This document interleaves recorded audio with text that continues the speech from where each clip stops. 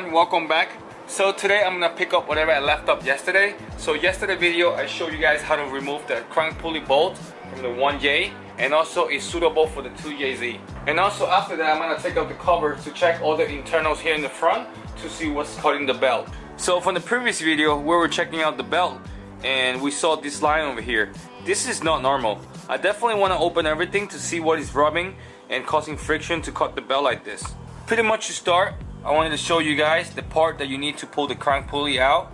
The part number is 27019, and you can just rent this at your local auto parts store like AutoZone or Advanced Auto Parts. It comes as a kit, right? Come with some bolts, come with this. This is the thing that is go attach into the pulley, and you got the bolts over here. It's pretty straightforward. I'm gonna show you guys now. So pretty much after you have this bolt out, this is a 22mm wrench socket bolt. You can use your pulley kit that we just got from an Advanced Auto Part, and you just attach it into the pulley. You have two bolts. I think these are 13mm. Just put one in here. All right, make sure that it's nice and tight, and the other one is here as well. This is very nice because you could just adjust it the way how you want it, and also come with this. I don't know how people call it, but I just call it the bullet head. So we just put this in here and put this right in front, right? And then just hand tighten it for now, right?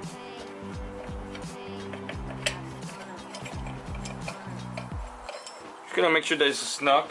You're gonna tighten up the bolts on the front, on the top, and also on the bottom. Just loosening here. I think that's enough.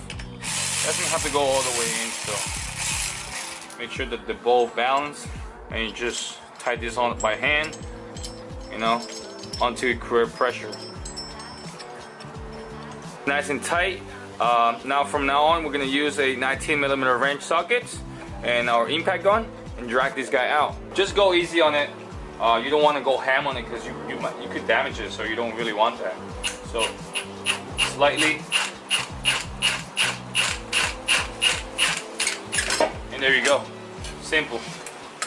That's pretty much it. The pulley's out. Simple. Now you can service whatever you guys want. Alright, so here's the OEM crank pulley from Toyota. I'm pretty sure this is 1JZ and also 2JZs. It wasn't that bad that I thought. I mean, I don't know if you guys can tell from the camera, but there's like a big crack all around it. It's not gonna crack anytime soon, but since we're already here, we'll just replace it, you know? So the OEM one actually is held up by two pieces. This ring over here does actually sit on the crankshaft, and also this outer ring here, this is the balancer, which is held up by, I don't know what it is. I think it's by silicone or something. So yeah, this is the OEM one. So here is the upgraded crank pulley from Fluid Damper. This is suitable for 1J and also 2JZs as well. As I mentioned, parts are interchangeable, so you can swap pulleys, you know. This is actually pretty nice because it's only one piece together. You don't see anything that is two pieces on it. Quality is really good. This is pretty nice because this is pretty much ready for constant high RPM motors. This is pretty nice upgrade for a drift car because we keep our RPM constantly at high levels. The crank pulley is out. We're gonna do some inspection right behind the cover. Now the cover is held up by 5 10mm bolts. So it's 1, 2, 3, 4, and 1 that is right behind the water pulley that we're gonna be releasing too.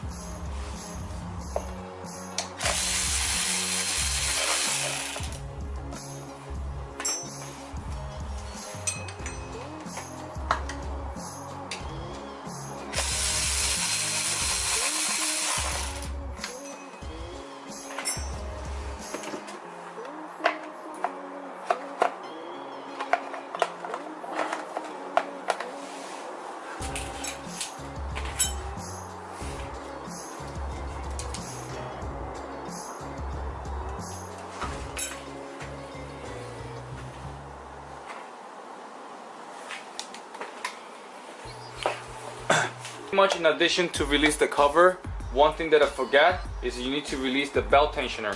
So you have 1, 2, and 3 12mm bolt.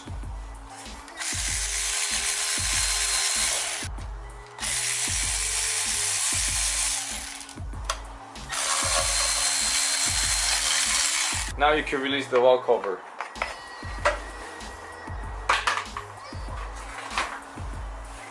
Alright, so let's just take a look. Believe it or not, my front main seal looks really good. Doesn't have any oil or anything, it's just dirty. Let's just take this thing out. Yep, I don't see any oil in there. It looks pretty dry. You know what I think? I think the motor was serviced before it was shipped to the US though. That's what I think. I'm not really sure what's damaging the belt now. There's nothing in here. The belt is being cut. There's some dirt in here, but I don't think it will. There's a black spot right there. It's pretty deep though.